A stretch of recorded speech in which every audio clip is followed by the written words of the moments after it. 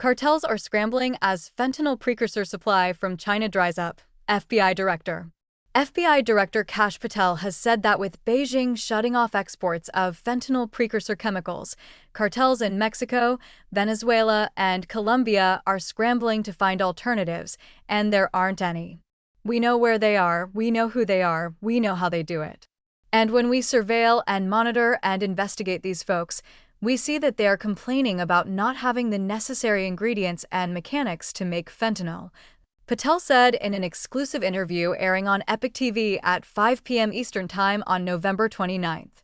That is an immediate impact that they haven't complained about in years.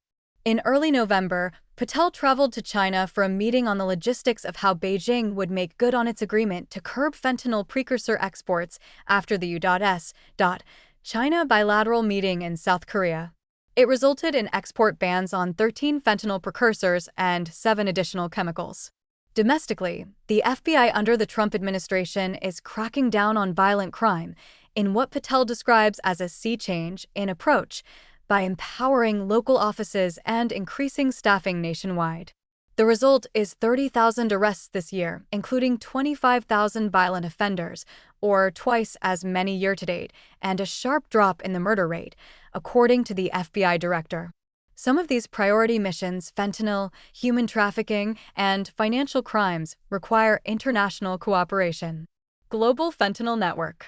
Patel said the fentanyl issue is a global one, referencing his recent Asia trip that had several stops beyond China. It doesn't just rest with China.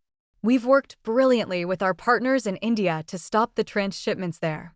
We went to Japan on this trip for the same reason, he said. The Japan trip led to law enforcement cooperation and agreements allowing extradition to the United States for the first time in 5 years, Patel added. Stopping the flow of precursors had immediate results, according to Patel. That pipeline being shut off is forcing drug traffickers to scramble, which we're seeing for alternatives, Patel said. And here's the good news. They know, and we know, there aren't any. That's why we came up with this list. Near the end of the first Trump administration, the president secured an agreement from Beijing to restrict the export of fentanyl to the United States. Subsequently, fentanyl trafficking exploded because Chinese chemical companies began selling precursors and pill presses to traffickers in Mexico. This is step 2 in the second administration, shutting off the precursors, because we literally cut the snake off at the head, Patel said. China trip.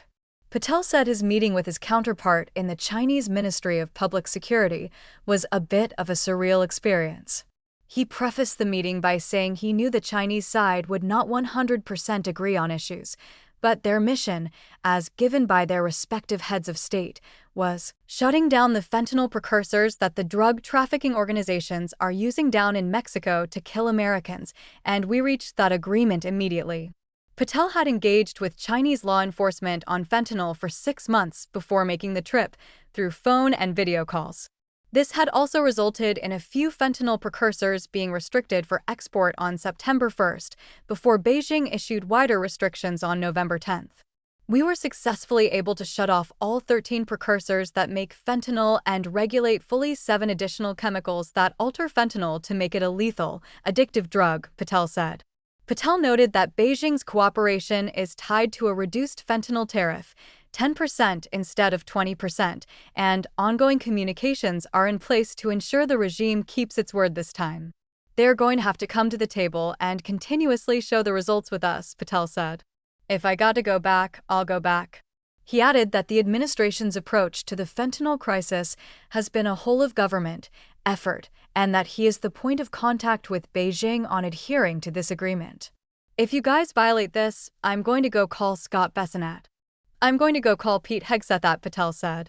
It is a collaborative effort, with sanctions also being applied by our partners in Treasury and designations.